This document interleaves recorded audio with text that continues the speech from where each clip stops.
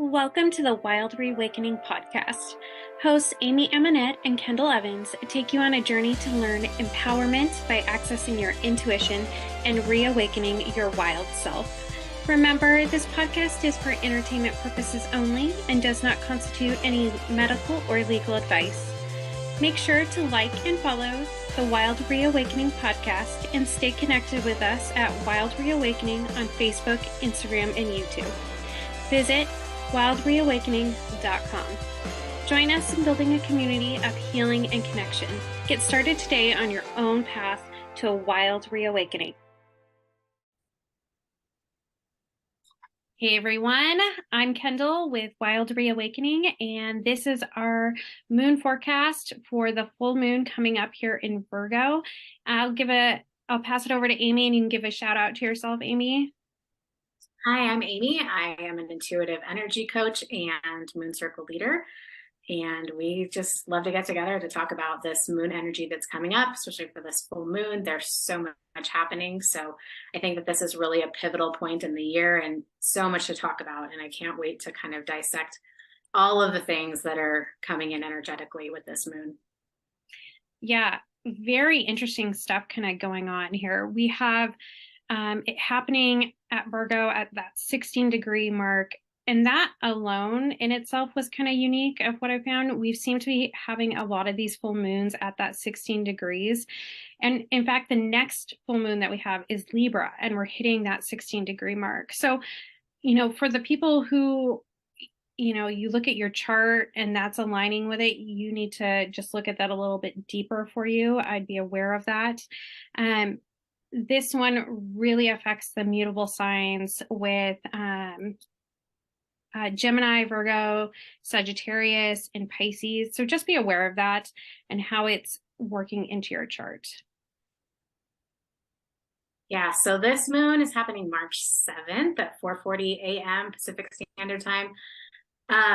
If you want to find out a little bit more about how this is aspecting you personally, you can look at your chart, find 16 degrees of Virgo, and see what house that is in. That'll give you kind of a little clue as to what area of your life this could be most affecting. And with every full moon, it's when the sun and the moon are opposite in the sky.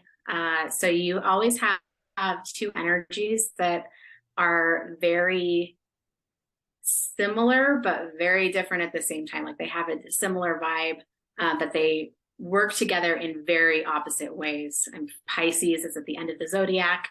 It is very fluid. It's very intuitive. It is very emotionally involved. It's a water sign. And then on this other side, you have Virgo, which is very concrete. Virgo wants structure. It's an earth sign. It wants a plan. It wants order. And so when you have these two energies that come together with such different methods of figuring out their reality, it can lead to some really interesting energy that's coming up. And so when I was looking at the energy of this moon, what I kept hearing was finding a way to surrender to the divine order of the universe.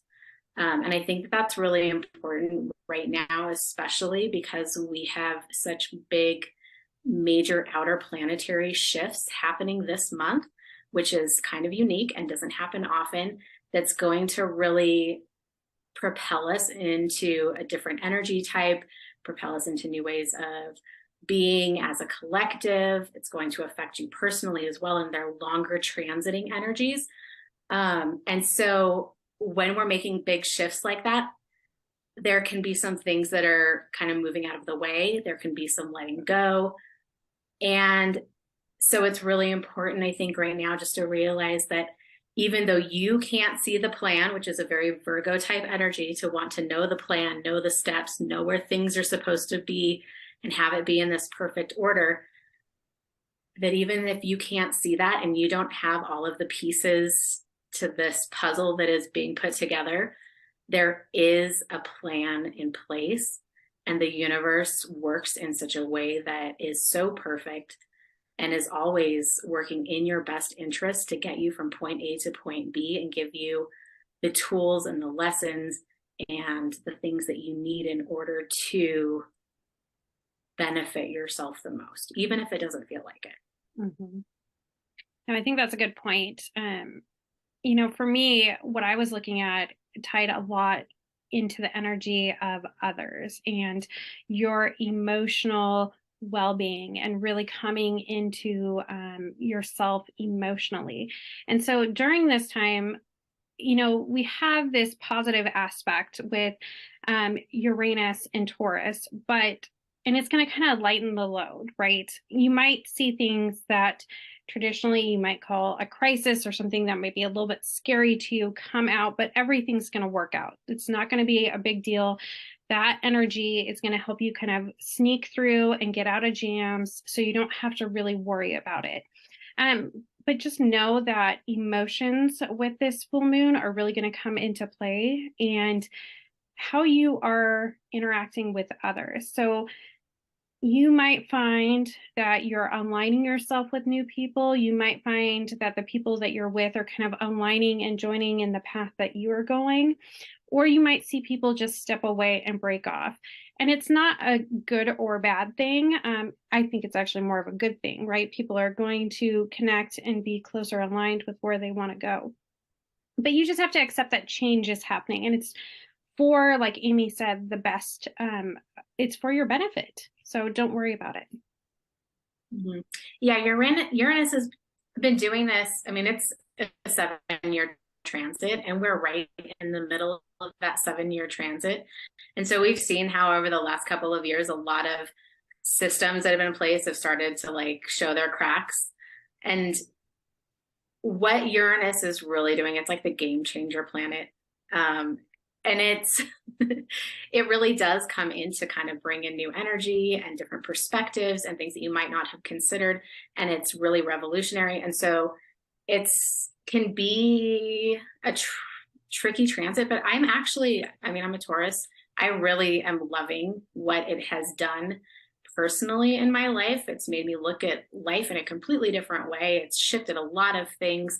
And so I think if you can find out where it's transiting in your chart and see what aspect of your life is shifting, you'll probably notice that a lot of old things that weren't really working for you have suddenly changed over the last couple of years, and that you're starting to move now that we're on the other side of this middle point. You're starting to see what that was all for. And so, like, even as you said, with people, especially your friend groups have probably changed, your coworkers have probably changed, the people you collaborate with, maybe even people in your household.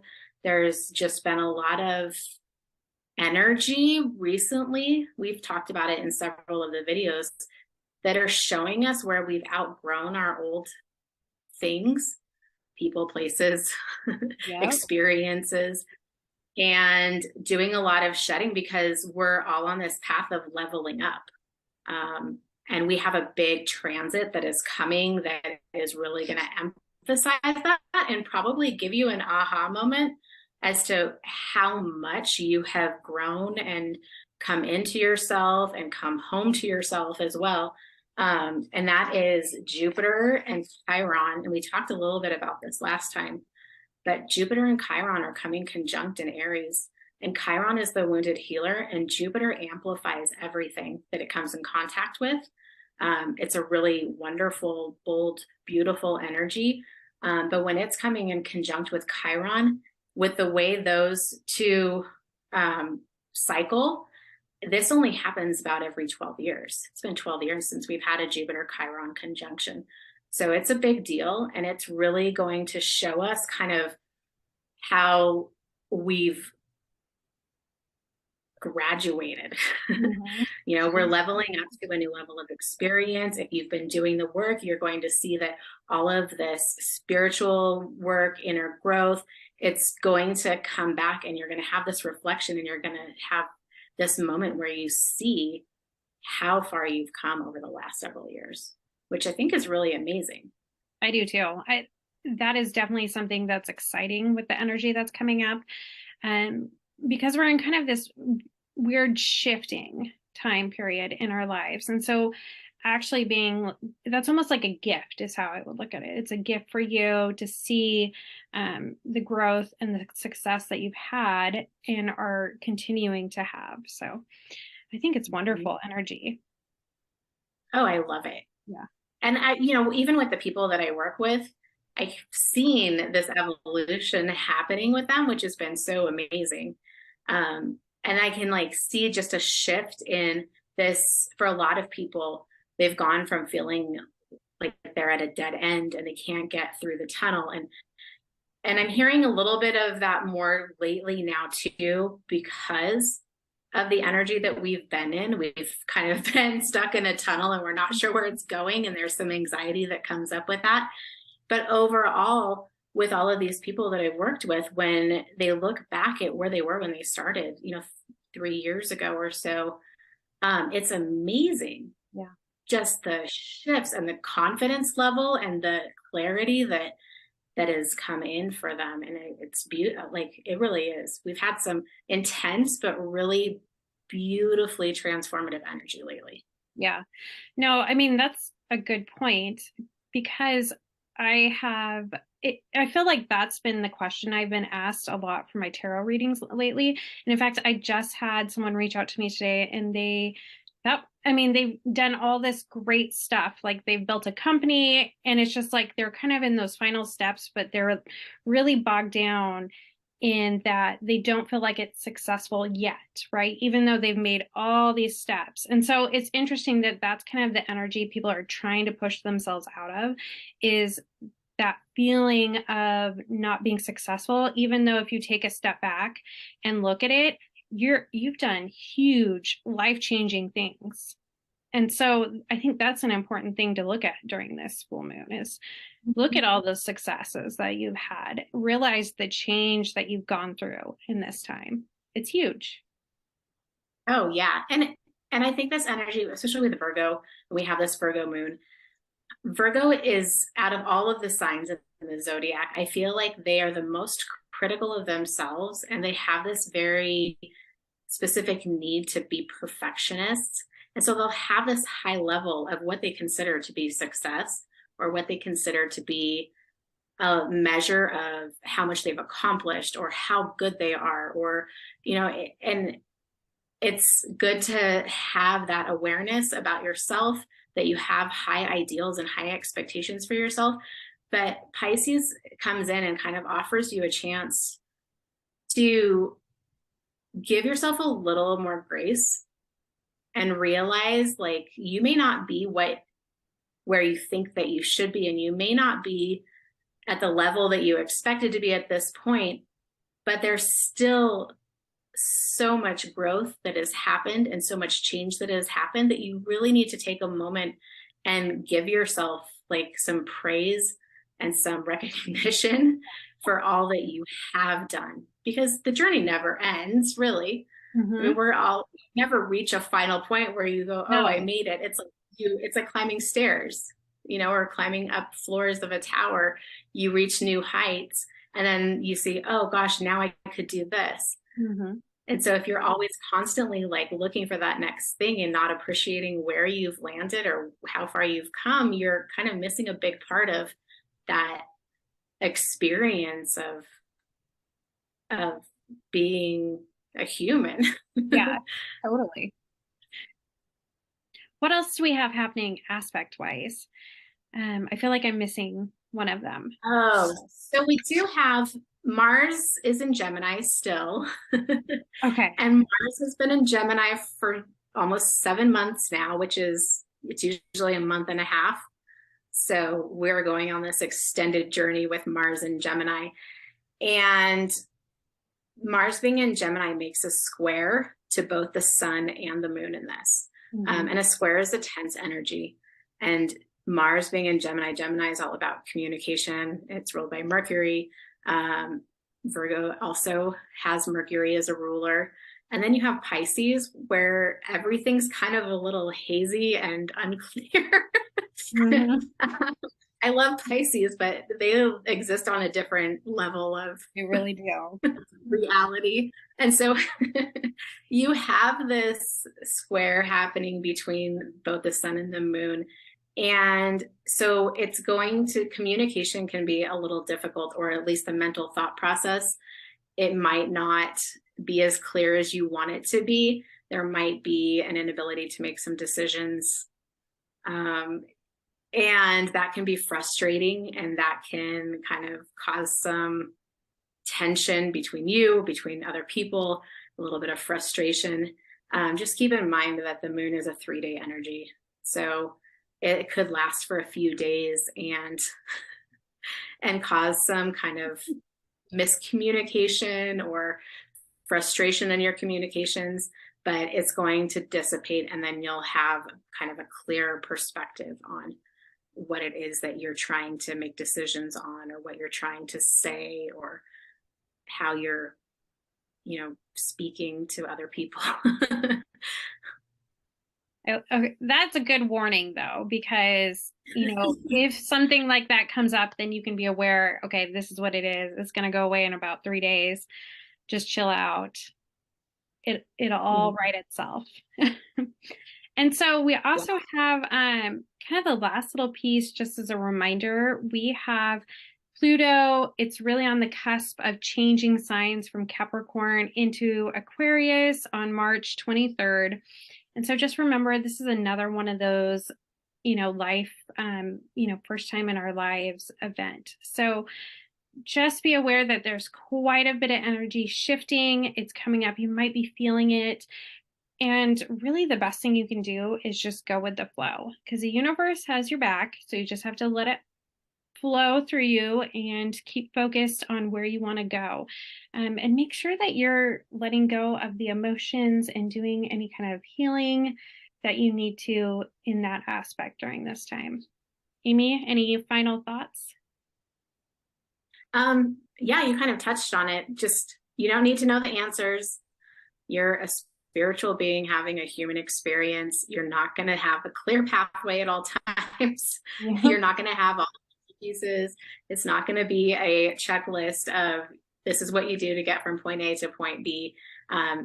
Right now, with this energy especially, it's just a matter of putting in some trust, and letting go, letting go and going with the flow. And for some people, that's a really hard thing to do. And I know, especially for fixed signs, we've had a lot of energy with the fixed signs, which is Taurus, Leo, Scorpio, and Aquarius. It's a little bit harder for those signs to just be like, oh, sure, whatever, we're just going to do, not going to have a plan. We're not going to have a method. But I think it's a practice. It's something that I started integrating a few years back, of really just letting go and instead of trying to manipulate or force certain outcomes, letting go and seeing where the pieces fall. And what I noticed when I started doing that was that things started falling into place so much easier and with so much less resistance. So if you're someone who tries to micromanage or control your life, or always have a plan, like, try putting this into practice just a little bit. You don't have to, dive deep, like head first the first time, but even with little things, just, if you have a decision that's coming up, or, a choice between two, instead of aligning with one certain decision, kind of wait and see what actually comes to you instead of you going to it, and see how that works. I like it. Well, everyone, I want you to have a great full moon, and we will see you guys on the next one. Bye, everyone.